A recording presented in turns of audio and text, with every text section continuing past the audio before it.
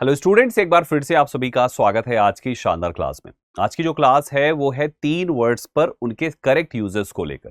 ये 3 वर्ड्स जो आपके सामने यहाँ पर लिखे हुए हैं बच्चे, सबसे पहला वर्ड है एविडेंट, दूसरा एविडेंस और तीसरा एविडेंटली। इसका इस्तेमाल कैसे करेंगे, इस वर्ड की मीनिंग क्या होती है और इन वर्ड्स को क्या ये अलग अलग पार्ट्स ऑफ स्पीचेस में है तो किस तरीके से ये यूज किए जाते हैं, उसके बारे में आपको सीखना है। एक्चुअली इसको कराने के पीछे जो पर्पस था वो था कि आपको एग्जैक्टली पता चल सके बहुत सारे ऐसे वर्ड्स हैं जो अलग अलग पार्ट्स ऑफ स्पीचेस में जाते हैं। जैसे एक वर्ड होता है ब्रिलियंट, तो ब्रिलियंट से बनेगा, जैसे ब्रिलियंट आपका ये पैटर्न में चला गया, फिर आपका ब्रिलियंट से ही ब्रिलियंस बन जाता है और ब्रिलियंट से ही ब्रिलियंटली बन जाता है। तो आप अगर एक को सीख जाएंगे ना बच्चे, तो आपके लिए बहुत सारे वर्ड्स को इसी तरीके से समझने में काफी आसानी होगी। उनका किस तरीके से आप यूज करेंगे, सब कुछ आपके लिए काफी आसान सा हो जाएगा। जो हजारों में वर्ड्स है ना, वो आप एक को सही से समझ गए तो सब में आप अप्लाई कर पाएंगे। मेरा नाम है Sandeep Kesarwani, faculty of English since 2011। 14 साल से बच्चों इंग्लिश पढ़ा रहा हूं और आप सभी लोगों के लिए इंग्लिश का हर एक टॉपिक मेरी क्लास में आसान हो जाता है। आइए शुरुआत करते हैं। तो सबसे पहले हम बात करेंगे हमारे पहले वर्ड को, जिसे कहते हैं एविडेंट। मेरे प्यारे साथियों, अगर किसी वर्ड के आखिरी में ई एन टी आता है, क्या आता है, ई एन टी, तो ये उस पर्टिकुलर वर्ड को एडजेक्टिव बनाता है।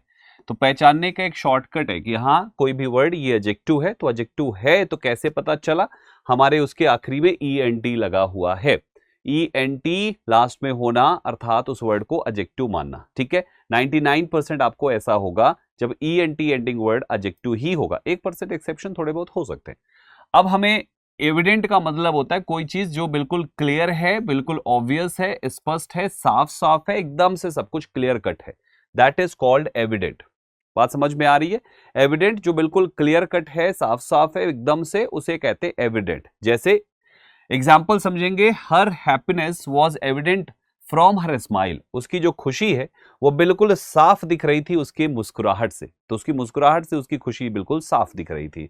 आप ध्यान से देखिए तो एविडेंट शब्द को हमने वॉज के बाद यूज किया, यानी एडजेक्टिव को is am are was were के बाद यूज किया जाता है।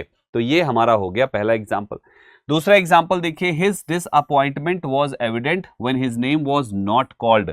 उसका डिसअपॉइंटमेंट बिल्कुल साफ था जब उसका नाम नहीं पुकारा गया। तो उसका डिसअपॉइंटमेंट यानी उसकी निराशा, डिसअपॉइंटमेंट का मतलब होता है निराशा, उसकी निराशा बिल्कुल बिल्कुल एविडेंट थी, बिल्कुल बिल्कुल साफ थी, बिल्कुल बिल्कुल क्लियर थी।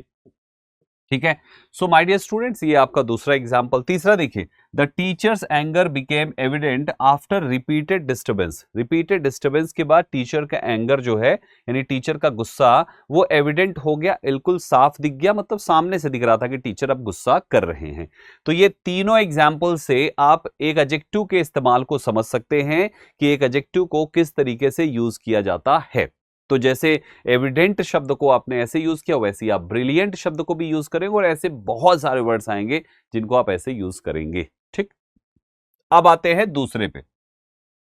दूसरा है एविडेंस, जिसके भी आखिरी में ई एन सी ई आता है या तो ए एन सी ई आता है, वो उस वर्ड का नाउन फॉर्म होता है।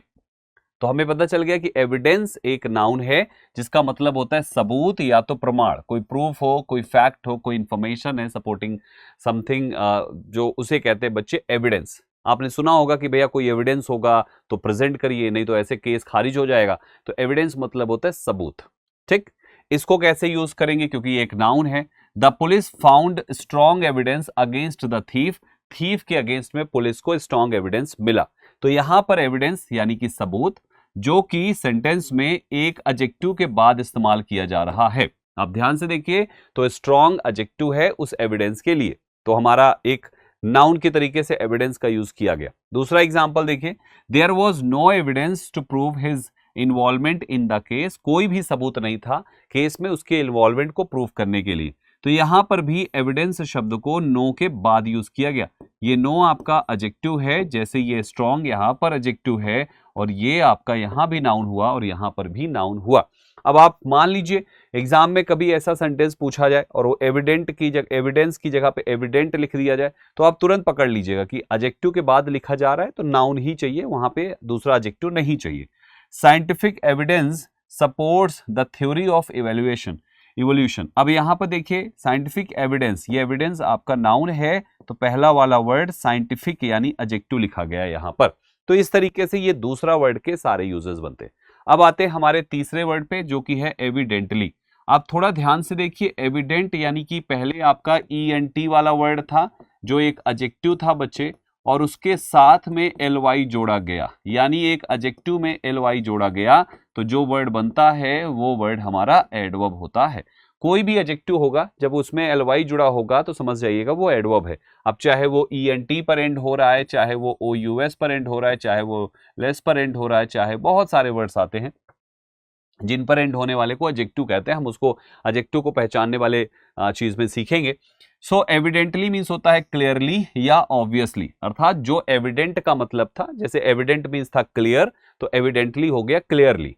एविडेंट मीन्स था आपका ऑब्वियस तो एविडेंटली हो गया ऑब्वियसली, यानी एडवर्ब रूप भी उसी तरीके से बना दिया गया, बिल्कुल स्पष्ट तरीके से, बिल्कुल जाहिर तरीके से कि साफ साफ चीजें समझ में आए कुछ उस अंदाज में। ठीक है, इस पर कैसे, इसको कैसे यूज करेंगे? ही वॉज, वो था, क्या था वो? अपसेट था, यानी ही को आप कह रहे हो अपसेट। ही यहां पर ही के लिए ये अपसेट एक एडजेक्टिव हो गया, और एडजेक्टिव के लिए ये शब्द यूज किया गया तो ये एडवर्ब हो गया। Evidently upset by the news, यानी न्यूज से वो साफ साफ स्पष्ट रूप से बहुत ही अपसेट था।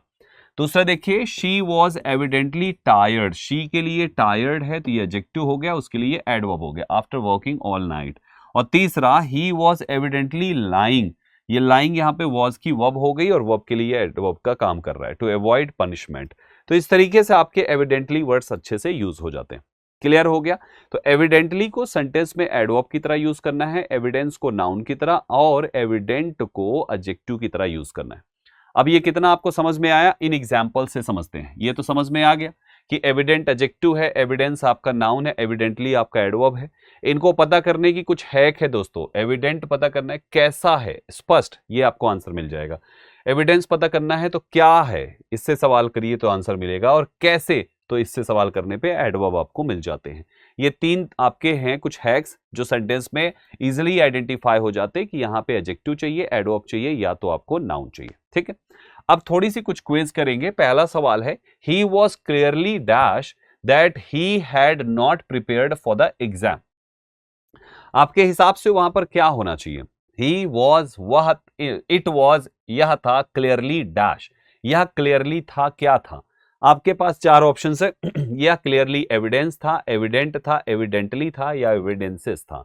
आप ध्यान से देखिए, आप यहां पे कहते हैं इट, यह था, आप यहां पर इसके लिए एक शब्द ला रहे हैं, और ये जो क्लियरली है वो भी इसके लिए है। तो एक ऐसा वर्ड चाहिए जो प्रोनाउन के लिए भी आए और जिसके लिए एडवर्ब आ सकता है, और ऐसा वर्ड केवल एक होता है, वो होता है आपका एडजेक्टिव, दैट इज एविडेंट।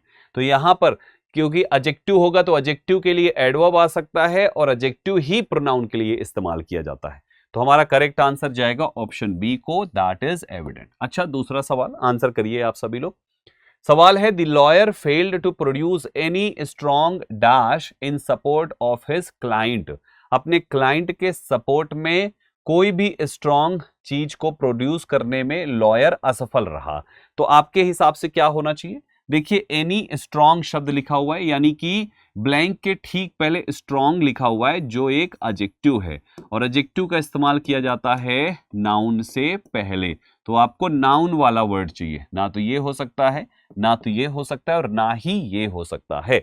तो करेक्ट आंसर हो जाएगा एविडेंस, यानी आपको एक नाउन चाहिए क्योंकि ब्लैंक के जस्ट पहले एक एडजेक्टिव लिखा हुआ है। तीसरा सेंटेंस देखिए, he was dash nervous while giving his first stage performance। वो था डैश नर्वस। अब ध्यान से देखिए, आपने कहा ही, वो हो, वॉज था, वो था, क्या था वो? नर्वस था। तो जैसे हम लिखते हैं ना, he was happy, he was sad, he was excited, यानी आप एक ही के लिए इस शब्द को यूज कर रहे हैं। प्रोनाउन के लिए जो शब्द आएगा वो एडजेक्टिव होगा, और एडजेक्टिव के लिए आपको यहां पर एक वर्ड चाहिए। एडजेक्टिव के लिए आने वाला शब्द आपका एडवर्ब होता है, इसलिए यहां पर एडजेक्टिव कैंसिल, नाउन कैंसिल, ये भी कैंसिल, केवल एक शब्द करेक्ट है, दैट इज एविडेंटली। आपको एडवर्ब चाहिए ना, क्योंकि नर्वस एडजेक्टिव है। आप ये भी देख सकते हैं आखिरी में OUS लगा हुआ है, और OUS किसी के एंड में आया तो वो हमारा एडजेक्टिव होता है। ये भी इसका शॉर्टकट है पहचानने का। सो माय डियर स्टूडेंट्स, यहां पर एविडेंटली होगा, यानी वो साफ साफ नर्वस था, while giving his first stage performance। अगला सवाल देखिए, the results of the survey make it dash that students need better guidance। अब वहां पे क्या होना चाहिए, the result of the survey, सर्वे का जो रिजल्ट है make बनाता है it, इसको क्या बनाता है। अब आपके पास चार ऑप्शन है, उसको क्या बनाता है, साफ साफ साफ बनाता है, क्लियर करता है, क्लियर करता है, मेक इट क्लियर करता है। तो क्लियर अर्थात एक एडजेक्टिव चाहिए, और एडजेक्टिव के लिए आपकी इंग्लिश होती है बच्चे एविडेंट। बाकी ना तो एविडेंस होना चाहिए, ना एविडेंटली होना चाहिए, और ना ही ये वर्ड आएगा। तो सही जवाब आपके पास एक ही है, दैट इज एविडेंट, यानी ऑप्शन नंबर सी। ठीक है दोस्तों, 4 क्वेश्चंस आपने हमारे साथ किए। 5वां सवाल मैं आपको होमवर्क में दे रहा हूं। क्वेश्चन है, there was no dash to show that the accused was at the crime scene. इस सेंटेंस में इन 4 में से कौन सा ऑप्शन आएगा, आप हमें कमेंट में जरूर बताइएगा दोस्तों। ये आपके लिए होमवर्क के रूप में, जिसको मैं खुद चेक करूंगा कमेंट बॉक्स में, सो कमेंट करके जरूर बताइएगा। प्यारे साथियों, जैसा कि आपको बताया, मेरा नाम है संदीप केसरवानी, मैं 14 साल से इंग्लिश पढ़ा रहा हूं, और इन दिनों आप मुझे देख रहे हैं दृष्टि एसएससी पर। तो चैनल को सब्सक्राइब करके बेल आइकन दबा लीजिएगा, और इसी चैनल पे हर रोज लाइव पढ़िए मेरे साथ 11:30 बजे। भूलकर भी भूल ना जाना, 11:30 बजे आना। ठीक है दोस्तों, साथ ही साथ हमारा फाउंडेशन बैच भी है दृष्टि लर्निंग ऐप पर, तो आप इस ऐप को इंस्टॉल कर लीजिए। कोई इंक्वायरी हो तो यहां पूछ लीजिए। फुल फाउंडेशन बैच अवेलेबल है, और केवल इंडिविजुअल इंग्लिश चाहिए तो वो भी अवेलेबल है, मात्र इस अमाउंट में दोस्तों। तो चलिए, ये इंफॉर्मेशन, ये क्लास, ये सारी चीजें जो हमने आपके लिए शेयर करी, उम्मीद करता हूं आपके लिए काफी इंफॉर्मेटिव रही होगी।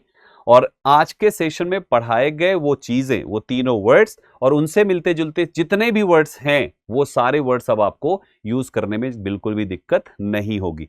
बाकी ये आपको क्लास कैसी लगी हमें कमेंट में जरूर बताइएगा। दिए गए होमवर्क को सॉल्व जरूर करिएगा, भूलिएगा नहीं, उसका भी आंसर कमेंट बॉक्स में करना। मिलते हैं आप सभी से अगली क्लास में कुछ और इंपॉर्टेंट पार्ट लेकर। Thank you very much for joining this session. All the best guys. जय हिंद साथियों।